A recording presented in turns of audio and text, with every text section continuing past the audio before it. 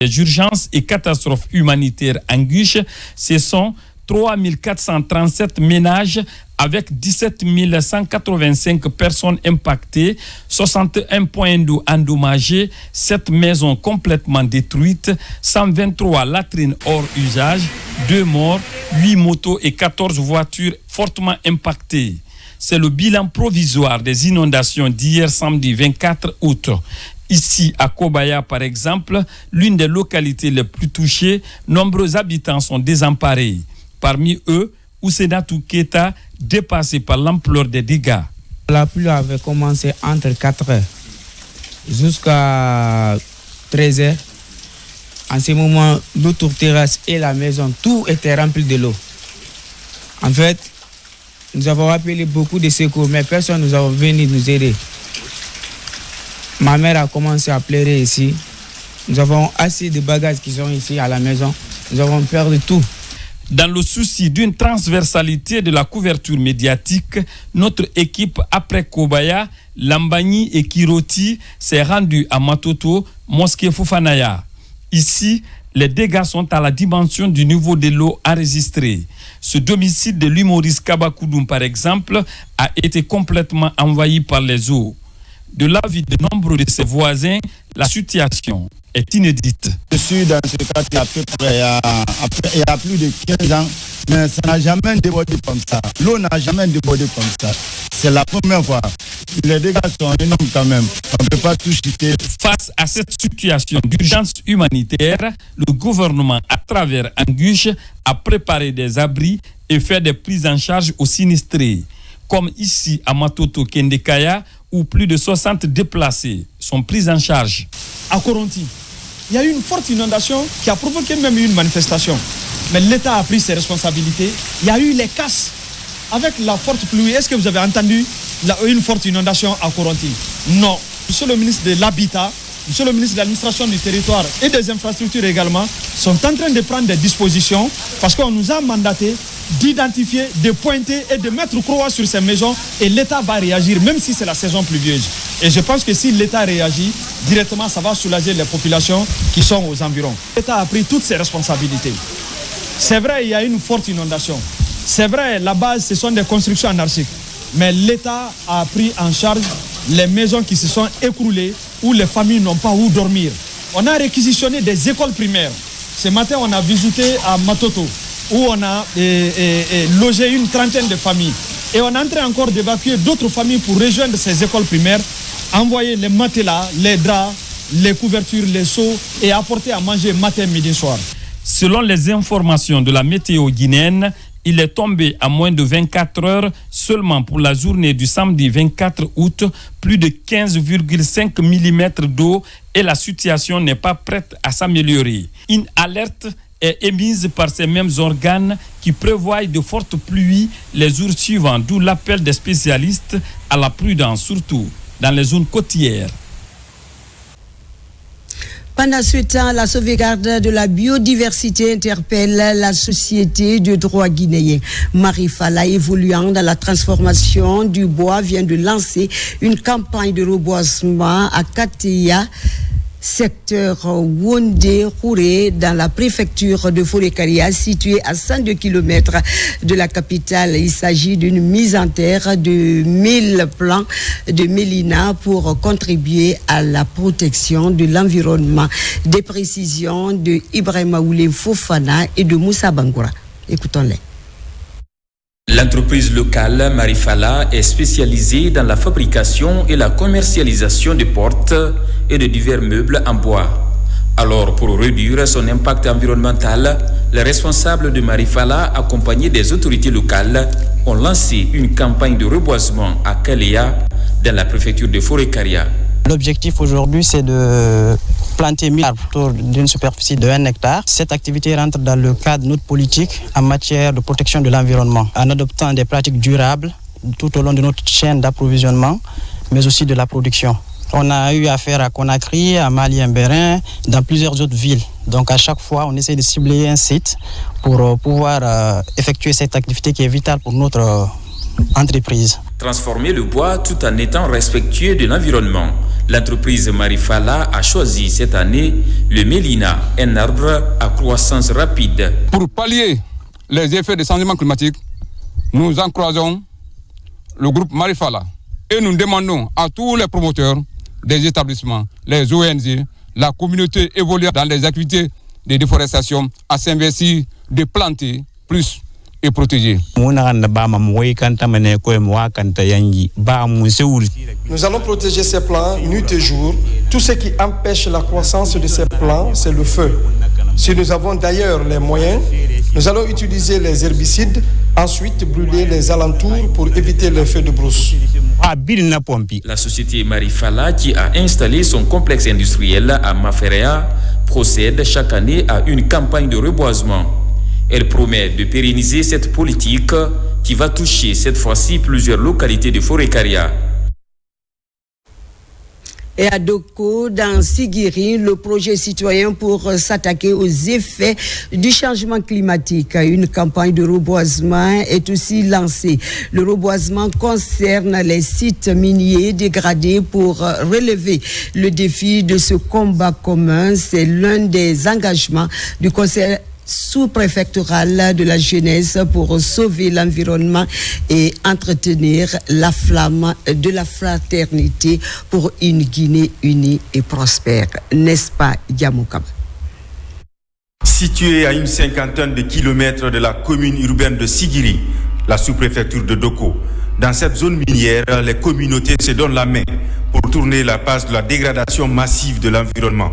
Aux couleurs du reboisement, l'engagement est commun pour restaurer les forêts détruites par l'exploitation artisanale de l'or. Merci les initiateurs pour cette activité de reboisement.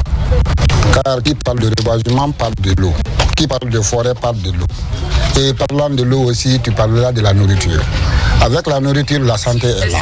Donc celui qui prend l'initiative de sauvegarder l'honneur et la patrie dans le cadre sanitaire est à féliciter et à remercier. Comme nos sages disent, quiconque plante une plante sauve des vies.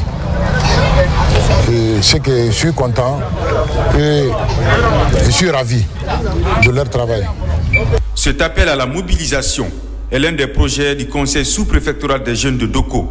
Il regroupe la jeunesse des différentes contrées pour déclarer la guerre au réchauffement climatique. Un bel exemple qui interpelle les consciences. Donc aussi très ravi ce matin pour la massive sortie des jeunes pour accompagner, n'est-ce pas, les esprits des CNRD à ce qui concerne le reboisement dans les différentes localités. Donc vraiment, je suis très content et remercier les jeunes. Selon les porteurs de ce projet écologique, plus de repos pour intensifier ces actions d'intérêt public. La surveillance pour la survie des plants est l'une des promesses tenues pour le bien-être de l'environnement. Avec l'appui des bonnes volontés, ce projet social compte toucher les autres sites dégradés. Et puis à Kidia, où les concertations sur le code foncier agricole guinéen se sont tenues. Cette rencontre a regroupé plusieurs acteurs de la société civile, de l'administration et des élus locaux. L'objectif était de finaliser le premier document issu de plusieurs ateliers tenus auparavant sur le même sujet. La finalité est d'élaborer un document consensuel sur le foncier prenant en compte l'agriculture et l'élevage dans les zones urbaines. Yaya Silla, on t'écoute. Depuis 2 semaines, les acteurs comme les organisations politiques, les leaders locaux, les administrateurs déconcentrés et les élus locaux se succèdent ici à Kindia. Ces acteurs se concertent sur comment élaborer une politique foncière agricole au niveau du territoire national. Aujourd'hui, nous sommes à Kidia dans le cadre des activités de concertation de la seconde phase pour l'élaboration de la politique foncière agricole. On avait déjà achevé la première phase des concertations qui nous a abouti à produire le draft 1 de la politique foncière agricole que nous soumettons aujourd'hui aux mêmes acteurs pour recevoir un peu les observations et leurs amendements sur le contenu du document. L'enjeu est très énorme pour la Guinée dans la mesure où il y a eu un consensus général que les droits de propriété concernant les terres foncières agricoles n'était pas vraiment adapté au code foncier domanial. Donc la nécessité, c'est d'adapter le code foncier domanial, c'est-à-dire le code foncier domanial à la politique foncière agricole. Le ministère de l'Agriculture et de l'Élevage, en partenariat avec l'AFD, dans le volet projet d'appui aux statistiques agricoles et aux fonciers, avait organisé une dizaine d'ateliers qui avaient mobilisé plus d'une centaine d'acteurs. Ce document a été préparé et fait l'objet de ces rencontres de concertation ici à Kindia. Au cours de cet atelier, nous avons vu, je viens juste de parcourir le document, le draft, le premier draft de la politique agricole, je viens de parcourir. Je veux que ça prenne exactement en compte nos préoccupations. Aujourd'hui, vous n'êtes pas sans savoir que l'agriculture se fait sur de grands domaines. Nous voulons sortir d'une agriculture de subsistance pour une agriculture purement commerciale et une agriculture qui permettra de nourrir la Guinée. Les concertations sur ce premier document ont pris fin ici à Kindia. L'actualité, c'est aussi après plusieurs années de divergence en interne, l'Union syndicale des travailleurs de Guinée, USTG en abrégé, retrouve enfin son unité d'antan.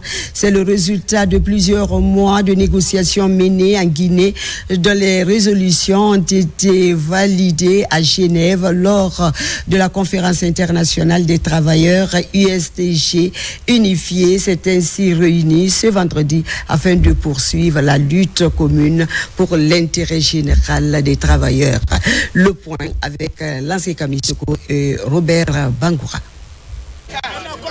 Longtemps divisée à cause de quelques divergences d'opinion, l'Union syndicale des travailleurs de Guinée USTG retrouve enfin son unité d'antan. Cela après des négociations menées à la fois en Guinée et à Genève. Comme un seul homme, il scande pour l'unité et recouvrer. Le combat que nous menons est un combat régalien. Défendre le travail et les travailleurs. C'est dans ce combat que nous avons dit qu'il faut qu'on soit ensemble, que l'USTG retrouve son unité pour que nous puissions agir ensemble. Aujourd'hui, c'est une seule centrale syndicale USTG en République de Guinée. Ce message doit aller au gouvernement, de tous les ministères, de toutes les préfectures et gouvernorats du pays. À l'issue des échanges fructueux, les partis conviennent d'accepter la décision du mouvement syndical guinéen. Désormais, ses camarades syndicalistes lutteront main dans la main pour l'intérêt général des travailleurs de Guinée. Nous, comité des femmes de l'USTG, sommes heureuses et satisfaites de voir les membres de notre grande centrale USTG s'unir pour le combat noble qui est celui de défendre le travail et le droit des travailleuses et travailleurs de la Guinée. En incluant dans son organigramme le poste de président et de secrétaire général, l'USTG porte ainsi un nouveau manteau pour la pérennisation des acquis de leur lutte commune en faveur des travailleurs guinéens. Je le disais enfin en titre à Mamou, le centre de formation des cadres et élus locaux de Séredou, plus que jamais déterminé à mettre à la disposition des collectivités locales des cadres compétents capables de gérer ces localités. Après un premier groupe d'acteurs formés sur le leadership, le management et la gestion administrative, 53 cadres hommes et femmes ont été formés sur le même module. Ces acteurs auront pour rôle de vulgariser les différents modules dans leur circonscription territoriale. N'est-ce pas, Mamadou Paté Baldé? On t'écoute. Cette mise en œuvre de la politique de décentralisation déjà amorcée est soutenue par l'Agence nationale de financement des collectivités locales. Pour réussir ce pari, le gouvernement attache de prix à la formation des cadres chargés de gérer ces collectivités. Dans cet élan, le centre de formation des cadres et élus de Séredou vient de renforcer à Mamou les capacités des 53 acteurs locaux. Sans la formation, l'administration n'est rien. C'est pourquoi nous avons toujours dit, tant vaut la formation, tant vaut l'administration. Si alors ces participants arrivent à maîtriser, n'est-ce pas, les 10 modules, parce qu'on n'a fait que 2, et je vous avoue qu'il nous reste encore 8 autres. Une fois que ces modules maîtrisés, je pense qu'on peut faire un grand changement au niveau des communes. Venus de cette région administrative du pays, ces acteurs ont été outillés sur le leadership, le management et la gestion administrative des collectivités. L'impact de ces formations va renforcer la gouvernance en termes de gouvernance dans les collectivités locales. Ça va aussi renforcer leur façon de faire dans la gestion de la chose publique. Nous sortons aujourd'hui très renforcés. Notre capacité est très renforcée. Aujourd'hui, quand nous retournons directement dans nos collectivités respectives, je crois que c'est la formation continue à aller directement vers une administration capable directement de relever le défi de la décentralisation. Grâce à l'ANAFIC, de nombreux cadres sont sortis de l'école du centre de Sérédou. L'ambition du département de l'administration du territoire et de la décentralisation est de faciliter une bonne gouvernance locale dans ces collectivités. Nous gérons la population. Les collectivités la gèrent les populations. Il faut avoir des notions en leadership et en management pour effectivement savoir gérer, permettre de gérer la masse par rapport aux idéaux ou à la politique nationale de la collectivité. Ainsi, le gouvernement de la transition qui attache du prix à la mise en œuvre de la politique de développement local fonde l'espoir sur ces nouveaux acteurs locaux pour la vulgarisation de ces différents modules au niveau des 375 collectivités que compte notre pays. Une belle initiative de Mamou au studio de Coloma et voilà